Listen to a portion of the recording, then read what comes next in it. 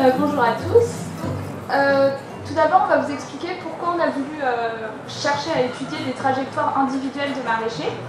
Donc il faut savoir qu'il y a déjà beaucoup d'études qui ont été faites sur le maraîchage, mais il n'y avait pas encore eu d'études de trajectoire et c'était une attente qu'on voyait parce qu'en fait à chaque fois les études, c'est comme si elles prenaient une photographie de la ferme à un instant T, mais finalement on ne sait pas dans la dynamique comment la ferme va évoluer et surtout une ferme lors de ces années d'installation, elle évolue, vous imaginez bien, beaucoup.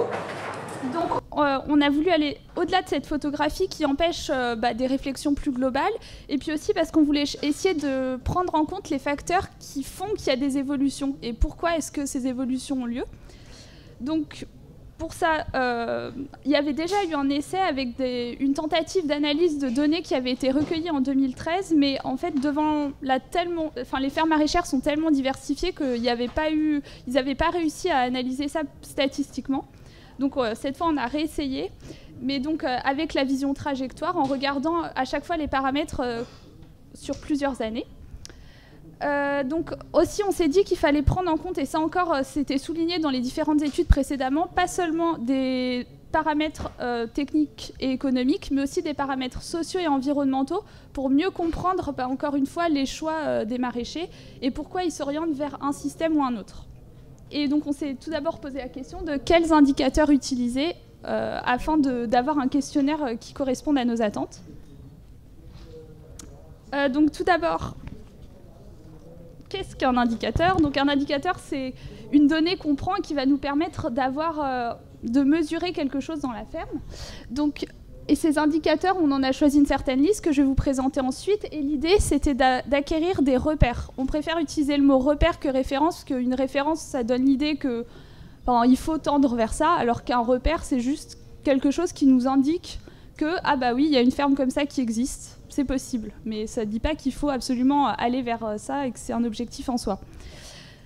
Ça permet, c'est important pour déjà les conseillers, comme ça ils peuvent mieux guider les porteurs de projets. Et puis c'est aussi une base pour monter un projet économique, même si évidemment quand on monte un projet économique, il faut toujours réfléchir au contexte qu'il y a derrière. Dans les trajectoires qu'on va vous présenter, il faut toujours les voir dans leur contexte et si on regarde juste les chiffres, on ne peut pas vraiment comprendre comment fonctionne la ferme. Et c'est pour ça que dans le questionnaire qu'on a créé, on cherchait vraiment à prendre toutes les autres données que celles qui apparaissent dans les comptabilités. Et donc ces différents indicateurs, donc là vous avez ceux que finalement on a retenus pour analyser les fermes et en faire une première analyse, mais en vrai le questionnaire comportait beaucoup plus d'indicateurs que ça. Il y avait, si vous voulez une idée, une trentaine de pages sur le questionnaire. Ces indicateurs-là, donc, ils prenaient en compte tout ce qui était donc technique, on n'allait pas s'en passer, économie, présentation globale de l'exploitation, mais aussi les points de vue de satisfaction et donc de l'environnement de la ferme et de commercialisation. Donc je vais vous présenter rapidement ceux qu'on a retenus pour l'analyse, tout en sachant que les autres, ceux qui ne sont pas indiqués ici, ils vont nous permettre d'expliquer cela. Parce que par exemple, si on a un chiffre d'affaires donné, il y a plein de petits indicateurs à côté qui peuvent nous permettre d'expliquer pourquoi la ferme a ce chiffre d'affaires-là et pas un autre. Donc on a commencé par étudier dans l'analyse le nombre total d'UTH. Alors UTH, c'est en fait les personnes qui travaillent sur la ferme, donc ça peut être les exploitants, les salariés, mais aussi ce qu'on appelle la main-d'œuvre bénévole, c'est les stagiaires, les woofers s'il y en a, etc. On a aussi pris la surface cultivée en légumes pour avoir une idée de la grosseur de la ferme sur la surface, le chiffre d'affaires, le BE par UTH exploitant, donc on le ramène au nombre d'exploitants sur la ferme, le revenu disponible, pareil, et on a aussi d'ailleurs ajouté les prélèvements, donc c'est-à-dire ce que véritablement le maraîcher va se prélever pour lui personnellement par mois. Alors ce qui nous différencie un peu des autres études, c'est qu'ensuite on s'est intéressé aux investissements cumulés, c'est-à-dire chaque année je demandais quel a été votre investissement à l'installation, puis l'année d'après, etc., etc. Donc, ah oui, parce que j'ai oublié de dire que les fermes qu'on a suivies avaient environ 7 ans. Donc sur 7 ans, on voit les investissements qui progressent et ça permet de distinguer différentes stratégies. Où, par exemple, on a des gens qui ont investi tout de suite beaucoup ou qui ont fait ça progressivement. On s'est aussi intéressé au temps hebdomadaire passé à la commercialisation. Donc combien de temps on passe à à vendre, mais aussi à l'efficacité de cette commercialisation, c'est-à-dire combien d'euros on gagne par heure de vente, pour voir là encore les différentes stratégies de vente.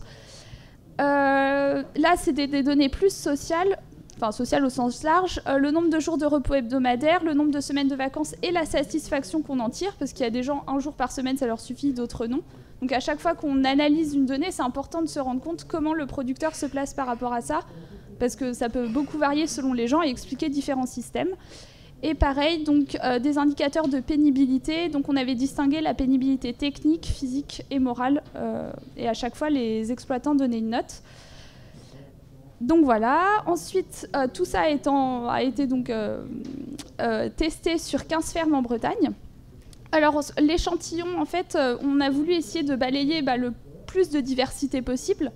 Donc pour ça, déjà la population mère, enfin la population cible, ce qu'on voulait échantillonner, c'était des gens qui s'étaient installés il y a environ 7 ans, parce qu'on considère qu'à ce moment-là, ils commencent à être en vitesse de croisière, c'est-à-dire que petit à petit, les investissements sont stables, le chiffre d'affaires se stabilise, etc. Donc on voulait et des gens dont l'activité principale est le maraîchage, donc qui passent plus de 50% de leur temps sur l'activité maraîchage de la ferme, même s'ils pouvaient avoir d'autres activités par ailleurs, des poules ou ce genre de choses. Et donc à l'intérieur de cette population mère, on a regardé donc on a pris toutes les fermes bretonnes qui correspondaient à ça, et on les a échantillonnées sur leur surface en légumes au bout de 5 ans, et les investissements qu'ils avaient faits sur les 5 premières années, divisés par le nombre d'UTH, de personnes travaillant sur l'exploitation, ce qui permettait de voir une stratégie de combien je vais investir par personne qui va travailler sur la ferme. Et donc voilà, j'ai mené donc cet échantillon était fait, on en a pris 15 sur ces personnes, donc qui appartenaient aux différents groupes. Et donc j'ai mené ces différentes enquêtes l'année dernière, et je vais laisser Maëla vous parler des